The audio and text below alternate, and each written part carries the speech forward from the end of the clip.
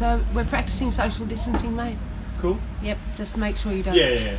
Natalie Gould owns a small bookshop in Sydney that has recently reopened after being closed for 5 weeks due to COVID-19. While we were closed, we were trying to work out ways to sell things on Facebook and sell them out the door, but that kind of didn't work. So I'm really glad we're reopened. It makes life much easier. Independent bookshops are some of the small Australian businesses that were predicted to take a big hit when the COVID-19 pandemic forced many businesses to close temporarily.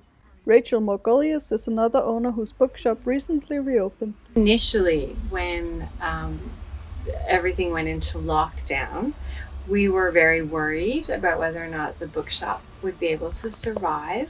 While the bookshop was closed, Rachel Morgolius started to sell the books online, where she delivered the books free of charge all over Sydney. It certainly did not equal anything near our sales that we would get if our doors were open, but it did tide us over until the government came in with some support. This is not a sole example, as Ruth Hipwell from Leading Edge Books, a group of 140 plus independent booksellers, describes. A lot of people who had this initial panic and feeling of gloom and doom were starting to look at, okay, what else can I do? They all seem to keep going in some way. Miss Hipwell is feeling optimistic about the future, as they haven't seen any bankruptcies amongst their members. So that's $15.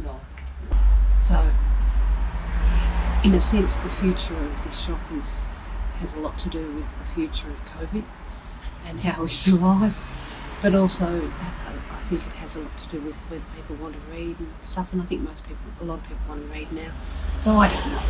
Independent bookshops will continue to survive.